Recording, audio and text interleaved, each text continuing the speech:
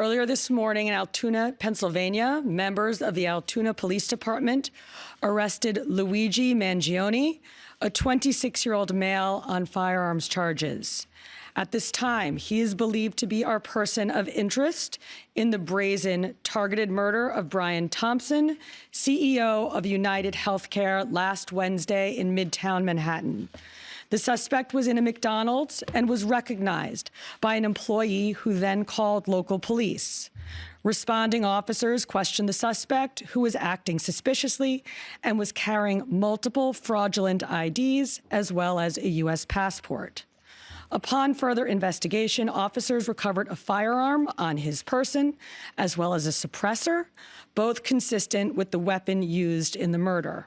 They also recovered clothing, including a mask consistent with those worn by our wanted individual. Also recovered was a fraudulent New Jersey ID, matching the ID our suspect used to check into his New York City hostel before the shooting incident. Additionally, officers recovered a handwritten document that speaks to both his motivation and mindset. NYPD detectives are en route to Pennsylvania as we seek to interview the subject further. We have a strong person of interest in the shooting that shook our city last week.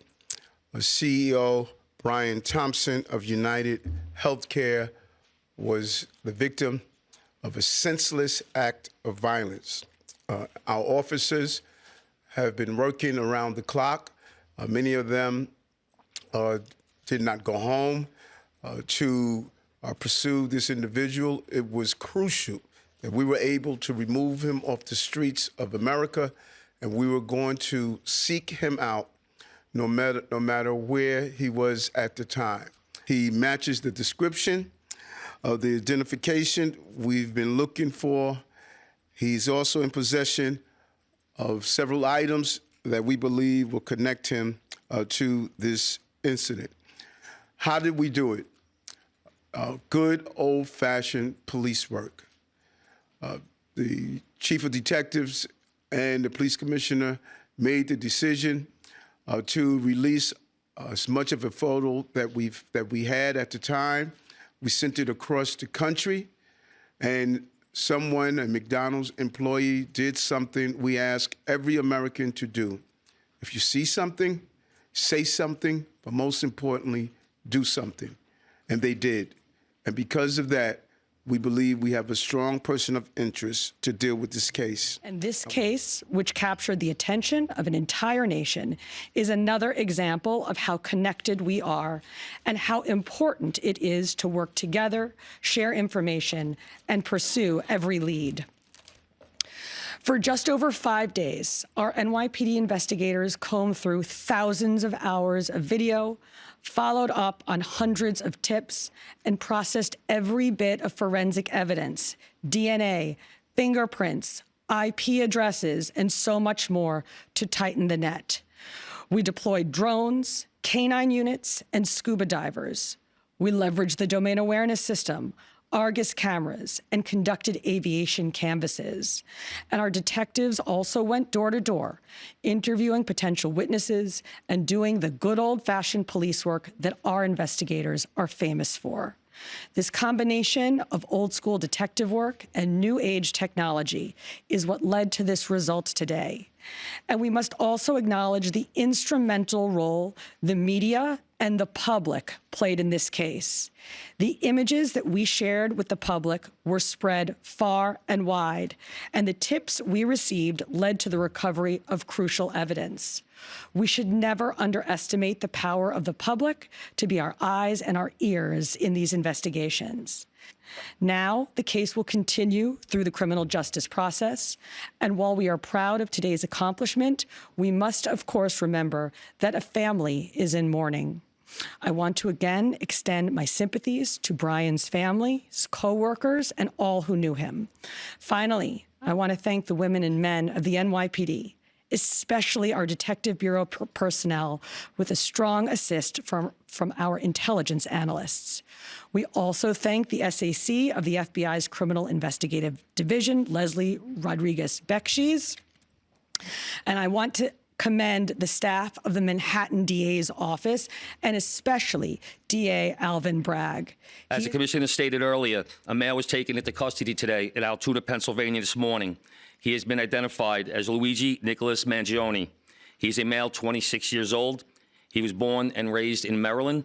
We know he has ties to San Francisco, California, and his last known address was Honolulu, Hawaii. He has no prior arrest history in New York.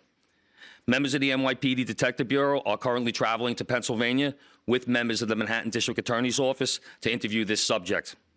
This case was brought to a successful conclusion based on the coordinated effort between numerous NYPD units, including the Intelligence and Counterterrorism Bureau, our federal partners at the FBI, the Manhattan District Attorney's Office, and of course, members of the Altoona Police Department in Pennsylvania.